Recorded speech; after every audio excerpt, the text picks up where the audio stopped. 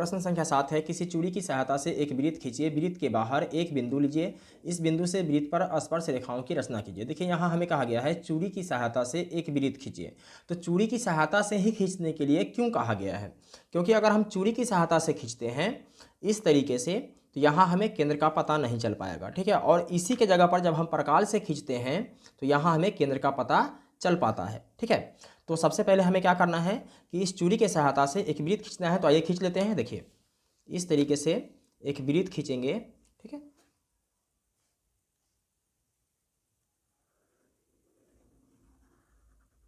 ठीक है, ये वृत्त खींच लिया हमने।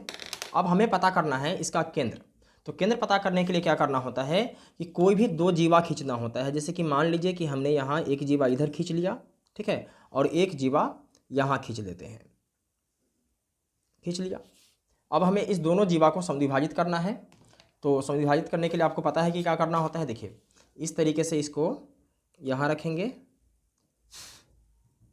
और आधा से थोड़ा सा ज़्यादा, जैसे कि मान लीजिए कि आधा से थोड़ा सा ज़्यादा यहाँ आ गया, ठीक है। तो यहाँ से चाप खींचेंगे इस तरफ और इस तरफ, ठीक है। फिर यहाँ रखेंगे और यहाँ से चाप खींचेंगे इधर और इधर, ठीक है। थोड़ा सा इसको बड़ा कर देते हैं।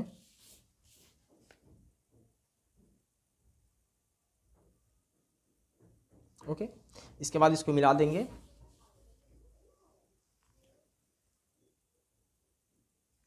ऐसे, ठीक है। ये हमने मिला दिया। फिर ये जो जीवा है, ठीक है, इसको भी समद्विभाजित करेंगे इस तरीके से और इस तरफ से भी, ठीक है। यहाँ रखेंगे और इस तरीके से काटेंगे, ठीक है। इसके बाद इसको मिलाएंगे,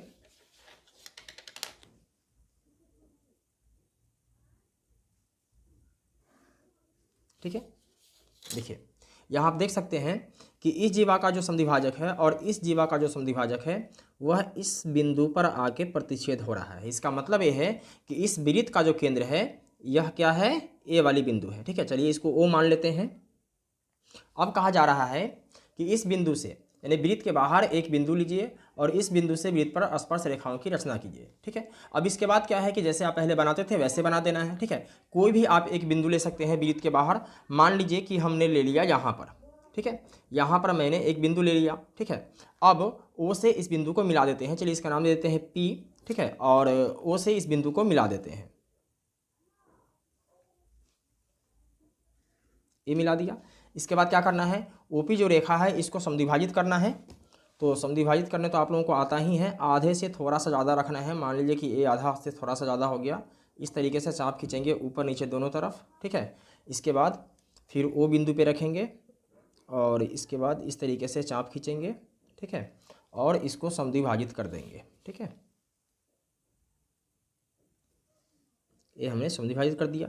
मान लीजिए कि यह जो है समद्विभाजक है यह ओपी को एम बिंदु पे प्रतिच्छेद कर रहा है, ठीक है। अब क्या करेंगे, ओएम त्रिज्या लेकर एक वृत्त खींचेंगे।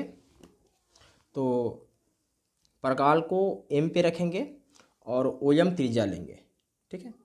और आपको ये भी देखना है कि ओएम जितना बड़ा होगा उतना ही बड़ा एमपी भी होगा, ठीक है। ये हमने एक वृत्त खींच लिया, ठीक है। और ये जो वृत्त है ये पहले से खींचे गए वृत्त को इस बिंदु पर और इस बिंदु पर प्रतिच्छेद कर रहा है, ठीक है। चलिए इसका नाम दे देते हैं ए और इसका नाम दे देते हैं बी, ठीक है। अब क्या करेंगे, ए से पी को मिला देंगे और बी से पी को मिला देंगे, ठीक है।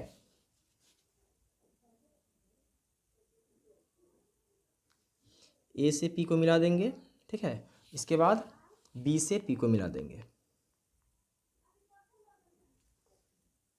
ए मिला दिया, ठीक है।